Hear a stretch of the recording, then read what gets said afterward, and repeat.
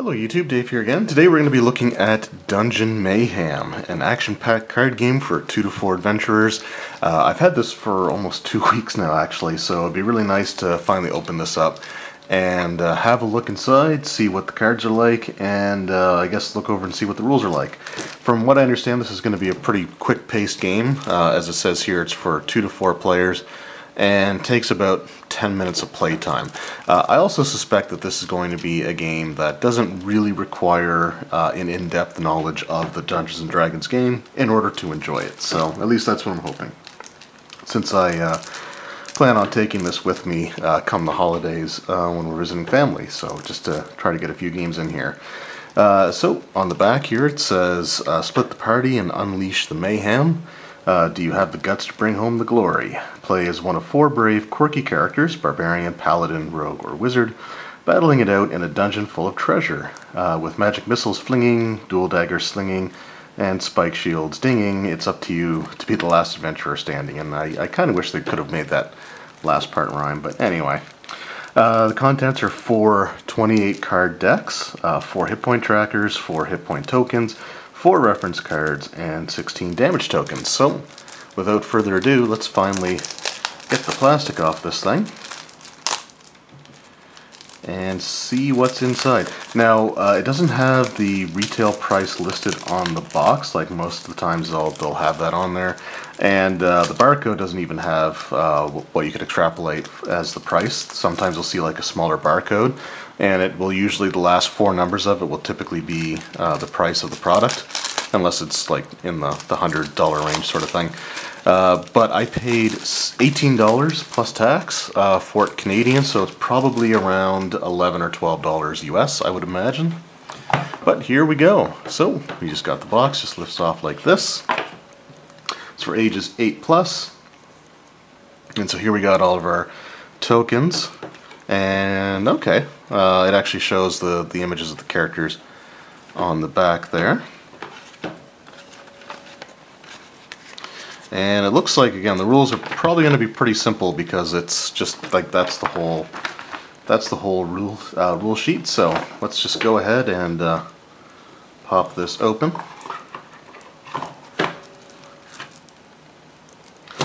Okay, so we got our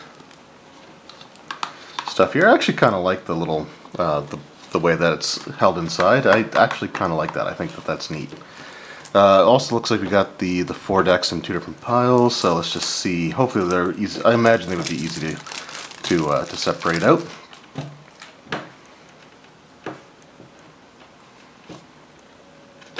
Okay, so it looks like here we have our hit point tracker as the first one. So let's just go ahead and go through all of these. So this is our, which one is this? Oh, I think this is our thief, must be. No? What do we have again? Barbarian, Paladin, Rogue, or Wizard. So she is either the Wizard or the Rogue. And there we got our reference card, which tells us what everything does.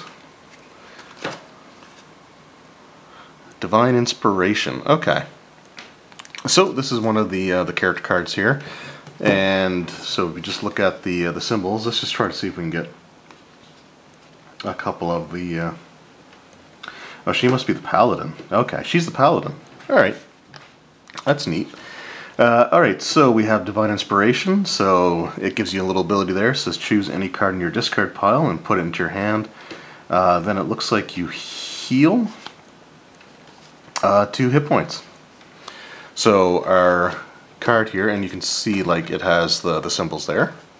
So the heart with the plus sign, and according to this here, that is recover 1 hit point. So if you have a shield on your card, it blocks 1 point of damage. If it has this, looks like a card back with a plus on it, that is draw a card. The cross swords are deal 1 damage. If there's a lightning bolt, you get to play an extra card. So I think you only play 1 card normally, and if you have one with the lightning bolt symbol, then you can actually play another card after that. So We'll sort of go over the rules here in a moment, but we'll just look at a couple of the abilities. So again, that's pretty simplistic there. It also has the symbol. So I think each character has something that like has their own unique ability. So for example, the Paladin has the mighty powers to the sun rising one says choose any card in your discard pile and put it into your hand, and then there's a broken shield that says destroy all shield cards in play, including yours. So those are her abilities based off of the being the Paladin. And here we have a card that removes all those shields and allows you to play an extra card after that. And then we've got just another one here. Okay, just two Divine Inspirations. But here we have the Wizard. And so it's got all the same average ones there. Block 1 damage, draw 1 card, deal 1 damage, play an extra card, recover 1 hit point. But this one has, for Mighty Powers, so it's got like the fireball there with the symbol 3 on it. It says each player, including you, takes 3 damage. The little hypnotic pattern there says take a shield card that an opponent has in play. It protects you now. And then you also have this one here, the heart with the 2 like arrows going in opposite directions. It says swap your hit points with another player. So that could be kind of cool. So let's just see if we've got, and here we've got the different cards here. So Evil Sneer allows you to heal a point and play an extra card. Knowledge is Power lets you draw 3 cards. They obviously don't appear to be shuffled, but you got Mirror Image, which gives you 3 defense.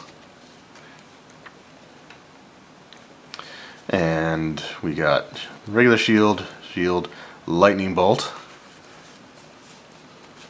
Okay, it looks like maybe all their Mighty Power cards are at the top here. So let's just look at those for now. So here we have Fireball. Each player, including you, takes 3 damage, so we got 2 of those. We have Charm to take the shield card from somebody else. And then we've got Vampiric Touch, which, alright, I have to admit the artwork is, the artwork's actually kind of funny in this. I think it's pretty clever for the most part. I like some of these things. Evil Sneer's got a Beholder Staff, which is just really cool. Mirror Image. Stone Skin with the birds resting on them. Shield, Lightning Bolt, lots of Lightning Bolts. Burning Hands. Okay, I love the Magic Missile one. He's doing like the pew pew fingers. So that's pretty awesome. Speed of Thought. Alright, so there we've got so that was the Wizard. We'll go back to the Paladin for a second. So you got Cure Wounds there, lets you draw 2 cards, heal a point. Divine Smite lets you do 3 damage and then heal a point. And so the way that damage works, I'm going to assume, is your shield spells sort of stay out there. And each time, let's just get one out here.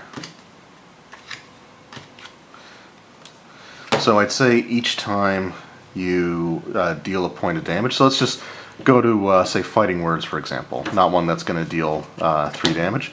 So we got 2 damage there. So if you attack the Wizard who had Mirror Image on, you would put, I guess, these markers here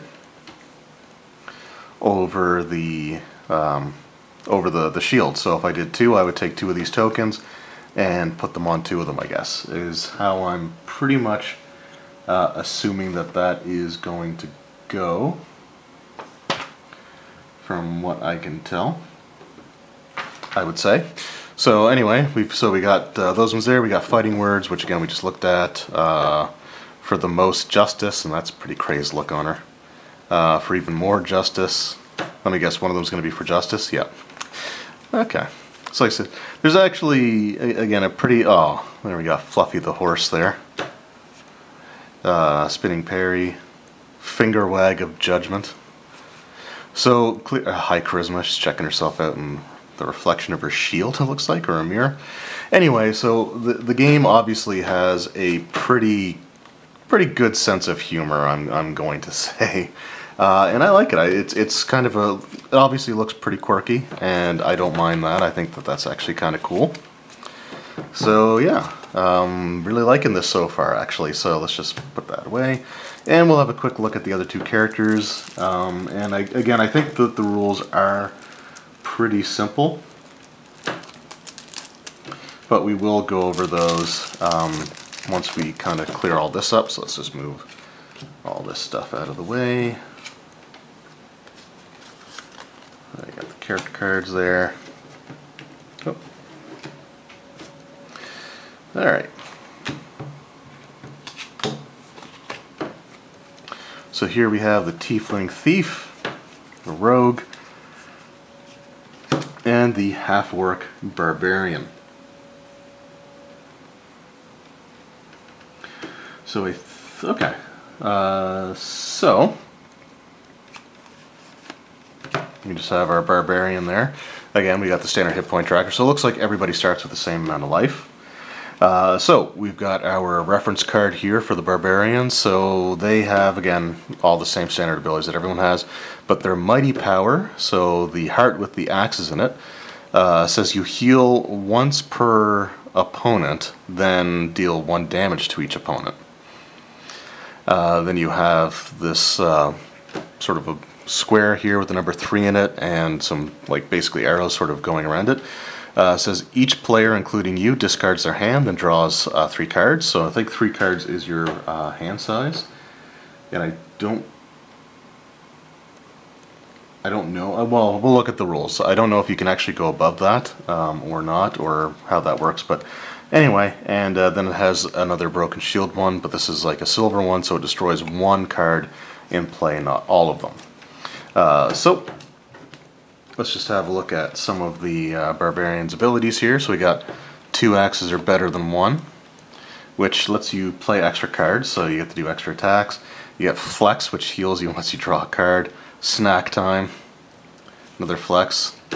Open the Armory, so a lot of draw cards here actually. Headbutt, which deals damage and lets you play another card.